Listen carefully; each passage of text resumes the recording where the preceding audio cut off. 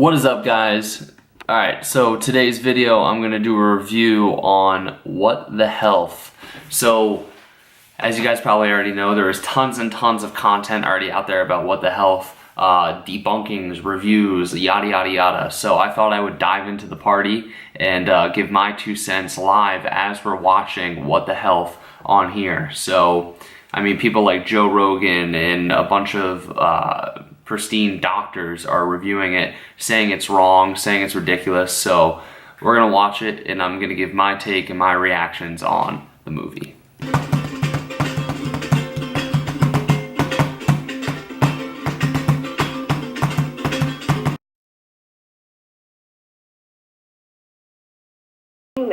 Processed meat is clearly linked to an increase in cancer. Hot dogs are...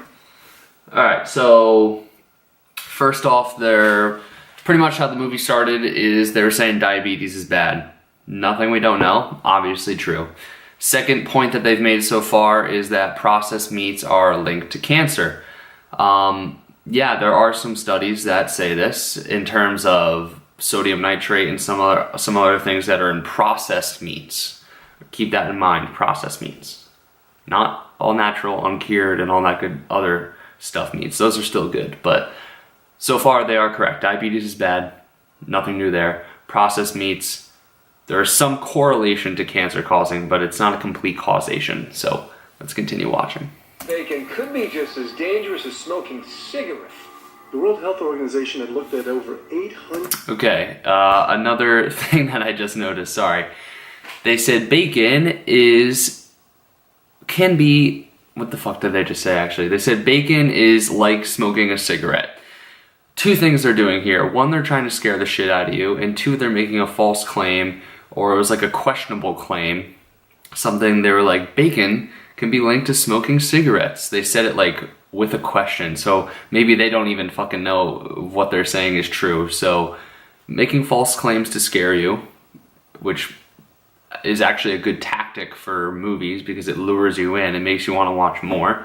So let's continue. Good study. Okay, another thing. They found one study that said that consuming deli meats increases your risk of cancer by 18%. So this guy has a point he wants to make, right? So he gets to choose and decide the information he wants to put in the movie. So he could cherry pick any sort of information he wants and just put it right into the movie. So, I mean, you don't know. He could have been trying to find that study for 2 hours before he came across it. It's cherry picking information, so yeah, be skeptical so far. I felt like classifies red meat as a group 2 carcinogen. Was this like I had essentially been smoking my entire childhood? Yeah, processed definitely. meats are labeled the same as cigarettes. So now they're trying to make the claim that processed meats, once again, are the same as smoking cigarettes, trying to scare you into thinking that eating processed meats are bad. Which, yeah, processed meats aren't the best, but that's nothing we don't already know. How is it even legal for kids to be eating this way? I thought this was new information, but many of these studies have been around for 50 years. I couldn't believe I'd been eating processed meats virtually my entire life and was just now finding out how dangerous they are. Why hadn't I been hearing about it from the American Cancer Society, the largest cancer group in the nation? When I went on their website, I was shocked to see that none of this information was featured on their homepage. But even more shocking, on their Eat Healthy page, they actually encouraged eating Group 1 carcinogenic foods like processed turkey and canned meats. This is after the World Health Organization reviewed over 800 studies definitively linking processed meat to cancer. Thank you for calling your American Cancer Society. My name is Sam. I'm a cancer information specialist. How may I help you today? Hi, I was calling because I was wondering why you all recommend people to eat processed meat on your website, which the World Health Organization has classified as a Group 1 carcinogen, which is in the same class as tobacco smoking, asbestos, and plutonium. This would be like a lung association having a how to roll your own cigarette section on their website. It's kind of the same thing. But let me just place you on a brief hold because He wasn't able to answer. Okay, The next thing, we're only 4 minutes in, and I've had to stop this like a million times. So this guy, he just called whatever. He called the American Cancer Society, and obviously whenever you call some sort of major company, you're not going to get automatically put into people in the higher ups of the company. They're going to have people answering the phones that are at the bottom of the totem pole. They're a sales rep. There's something that, like, you have to go through the line of defense before you can actually get to the top guy. So he calls him, and then he grills him, asking him why this is on the website, why that's on the website. How is this sales rep, or how is this person supposed to fucking know what's put on the website when his job isn't to create the website? His job he probably doesn't even know the first thing about cancer. All his job is to pick up the phone and direct the person on where he needs to go. You know, so that's questionable. My question. Everyone knows the link between diet and cancer. That's not a new thing. What you put in your body, your environment, your diet is all going to lead to your health later on down the road, or just your health in general. So that's nothing new. Death.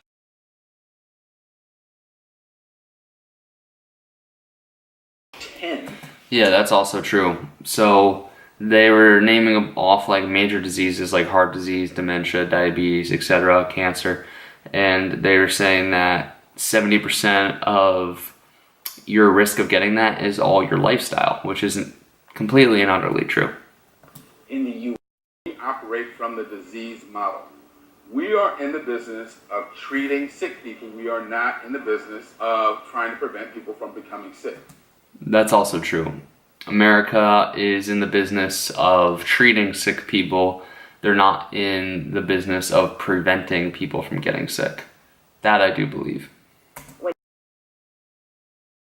Yeah, another correct point. They said 2/3 of America are overweight, and it's clearly a food issue. Yeah, it may be a food issue, but I also haven't heard them mention one thing about exercise yet. So that's also skeptical, because it's clear that they're about to sell you something on food if they haven't even mentioned exercise as a solution to any of the diseases they've listed or any of the problems they've listed so far. Alright, here's another thing that I didn't like. They have a guy here, Michael whatever, he's a diabetic, and they're having him list off what all the Western doctors are saying. So Western doctors like to prescribe pills, so whoever's directing this film is making him say the different kind of pills that all these doctors are having him prescribe, and that he doesn't have an answer for any of his issues. Once again, they didn't mention anything about exercise. Like, clearly this guy could help prevent some of his problems. Yeah, by changing his diet, but also by starting to at least exercise a little bit. They haven't mentioned that yet, so. In your general blame lack of exercise and sugary foods as a cause of diabetes, but I wanted to talk with an. The first time they mentioned exercise, they said that the American society, like people, like doctors, are blaming diabetes on sugary foods and the lack of exercise. So they're discrediting exercise as a solution for diabetes? Okay, interesting. Actual.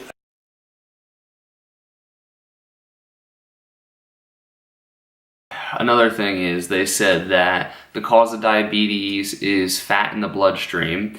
They never mentioned once that it's an issue with insulin in your body's way of producing insulin, or your body's way of using insulin, if you're insulin sufficient or if your body can't use insulin effectively. They never mentioned that once in the cause of diabetes. They blamed completely on fat in the blood. I've never heard that meat was. Something that you guys should do during these sort of documentaries is when they have people speak in the documentary, research them, look them up, and see what they're all about. So this guy right here is Dr. Garth Davis. I just looked him up, and he has a book out called The Proteinaholic: How Our Obsession with Meat is Killing Us and What We Can Do About It. So it's clear that he's already against meat, that he's clearly into veganism, and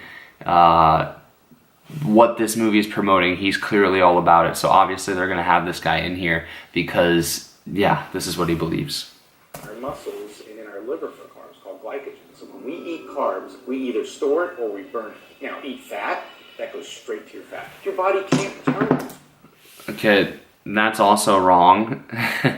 They said you eat carbs and it cannot be converted to fat. You either store it as muscle glycogen or you burn it. That is completely not true, because your liver can also store glycogen, and when your liver is taxed out and it can't store any more glycogen and your muscles can't store any more glycogen, then that carbohydrate, your body is going to say, oh, well, we're maxed out in muscle glycogen in our liver, we're maxed out in muscle glycogen in our muscles, so what are we going to do? We're going to convert these carbs to fat and store it as excess energy for later. And then he also made the claim that when you consume fat, it automatically turns to fat in your body, which also isn't true, because people who are on for energy, now I'm not promoting a low carb diet because I do think carbs are extremely important, but I'm just saying that fat can be oxidized for energy as well. So when you consume fat, it doesn't automatically go to fat in your body. Correct. They just showed cookies and they said that when you consume a cookie, it's the fat in the cookie that makes you fat. Not true. It's actually the amount of calories at the end of the day. If you're eating foods that are high in calories and you're consuming so many calories that you're in a caloric surplus at the end of each day, then those excess calories, when they're not used for energy to do bodily functions, are going to be stored as fat. Like how they are promoting sugar, because I do believe that carbs have a bad connotation to them and that they shouldn't be so looked at so negatively, because there are a lot of benefits to carbs, and weight loss carbs and muscle gain carbs and athletic performance. But yeah, we'll continue watching. Or burn it. Oh my god. Alright, so they're saying that the link between eating meat and diabetes is the reason why. So pretty much what they're saying is when you eat meat, you're going to get diabetes. But they're not taking into account all the other aspects of diabetes: lack of exercise, lack of sleep, it's just overconsumption of calories, tons and tons and tons of different things that go into diabetes that they're not actually putting in. So it's really a horrible correlation versus causation thing. So yeah, it's pretty much saying, what they're saying is the people that have eaten processed meat has increased, so therefore the amount of diabetes is increased. So eating meat and diabetes, they're a thing. That's the cause. It's not, it's a correlation. The increase of processed meat has increased and diabetes has increased, but they may not have actually caused each other. They have to look into other aspects: lack of exercise, overconsumption of calories, all these other different aspects of life that lead to diabetes need to be put into perspective in this movie. And when I went on the leading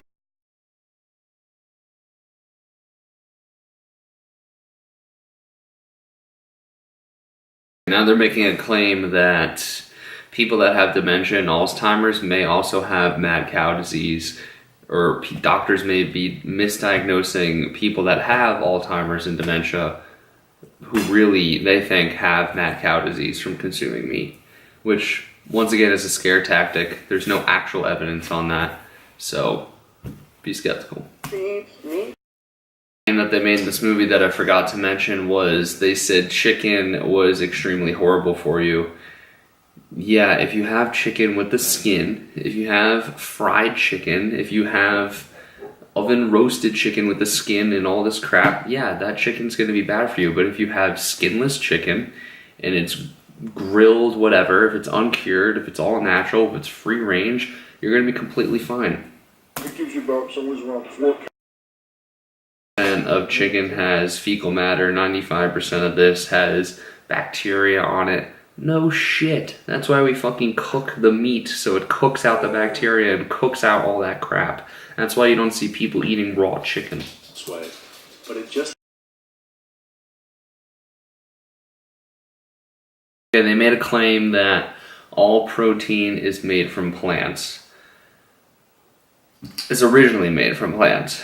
So I don't really have an answer for that because I'm not 100% sure if that's correct or not, but it doesn't sound correct to me.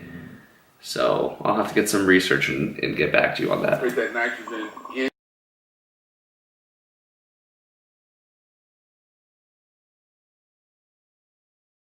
Claim is also interesting, but also questionable because these animals have different genetic makeup than us. These animals have different biological makeup than us. They're saying that all animals, the strongest animals in the world, bison, ox, gorillas, elephants, all eat plants. True, they do eat plants, but once again, they have different genetic makeups than human beings. So that is a questionable point. Strongest.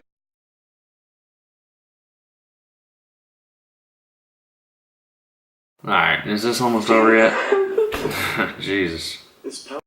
Alright, we're nearing the end of the movie, and now they're going back over to all the people that they were interviewing who had diabetes, who had all these complications, and they sold them a plant-based diet, and now magically at the end of the movie they've lost all this weight, they're off their meds, their complications are going away, only because they ate plant-based. Well, I would argue, why didn't they mention that the fact that, yeah, they were eating plant-based, but plants usually have lower calories. Lower calories means that they're probably eating in a caloric deficit. The reason that they lost the weight wasn't because they ate the plants, it's because they were in a caloric deficit. So there's some misleading information in here. They're not mentioning real science like caloric surpluses causing people to get fat, caloric deficits causing people to lose weight, etc., etc. They barely mention exercise at all. I think they only mentioned it once in the whole entire movie. Just, yeah.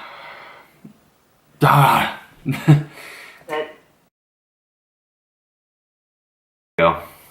Listen to this. Blood running through my veins with a new vitality. Within weeks, I felt a transformation throughout my entire body and mind.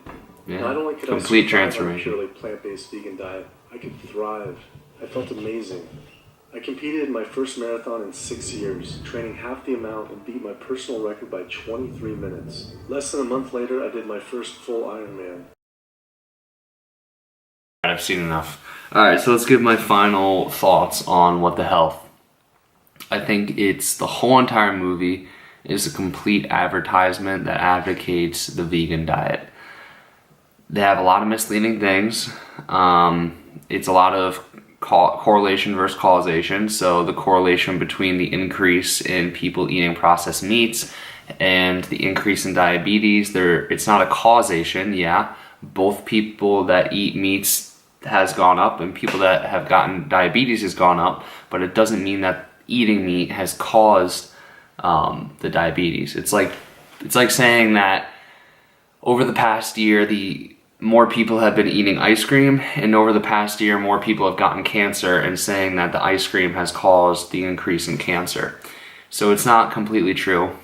They never really mention exercise as an issue, so they don't mention the lack of exercise, and eating in a caloric surplus is causing health issues. Sedentary lifestyle is causing health issues. So people sitting on the couch all day, people sitting in a chair working all day, not moving is they just don't mention any sort of lifestyle factors like that.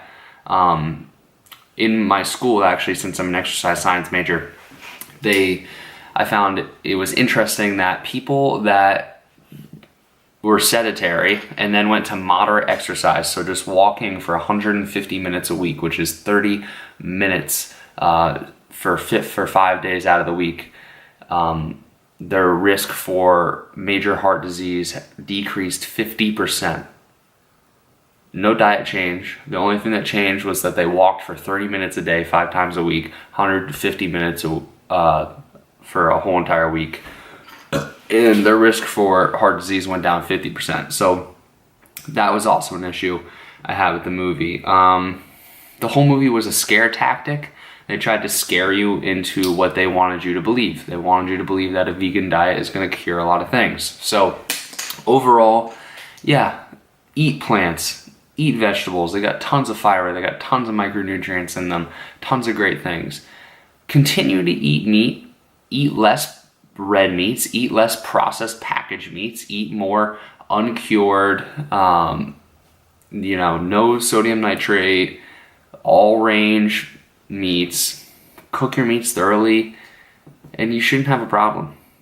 you really shouldn't have a problem. So if you want to lose weight, be in a caloric deficit. If you want to gain muscle, be in a caloric surplus, exercise, and yeah. So that's my take on What the Health.